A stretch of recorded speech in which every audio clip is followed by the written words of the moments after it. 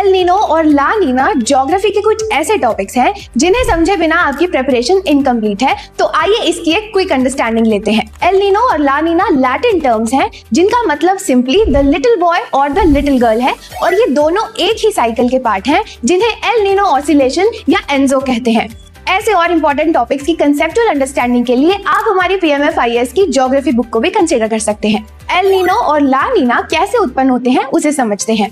Normal situation में Peru coast से western Pacific ocean की तरफ ट्रेड विंड्स चलती हैं, जिससे कि हॉट वाटर स्ट्रीम्स ऑस्ट्रेलिया और एशिया की तरफ जाती हैं। अब ज्योग्राफी के रूल के अनुसार हाई टेम्परेचर मतलब लो प्रेशर, इसलिए इंडियन कॉन्टिनेंट पर लो प्रेशर एरिया क्रिएट हो जाता है। अब हॉट विंड्स उधर चली गई तो पेरू कोस्ट पर टेम्परेचर कम हो जाता है और वहाँ हाई प्रेशर क्रिएट हो जाता है, और वहीं ऑस्ट्रेलिया एशिया में लो प्रेशर के कारण अच्छी बारिश होती है और इंडियन सब कॉन्टिनेंट में भी इसी वजह से रेनफॉल होता है। ये तो था नॉर्मल सिचुएशन, लेकिन एल नीनो में ये पूरी कंडीशन रिवर्स हो जाती है। पेरू कोस्ट से वेस्टर्न पैसिफिक की ओर जाने वाली ट्रेड विंड्स कमजोर पड़ जाती हैं, जिससे hot water streams east to west की ओर न जाकर वेस्ट टू ईस्ट फ्लो करने लगती हैं। इससे इंडियन सब कॉन्टिनेंट में लो टेम्परेचर और रिजल्टेंटली हाई प्रेशर क्रिएट होता है। इसलिए एल नीनो की वजह से इंडियन सब कॉन्टिनेंट में भी लेस रेनफॉल देखने को मिलती है। Point to be noted is that El Nino is not a regular cycle. यह लगभग 2 से 7 साल में होने वाला एक वेदर इवेंट है। अब ला नीना को समझना और भी आसान है क्योंकि यह एल नीनो का बिल्कुल रिवर्स है।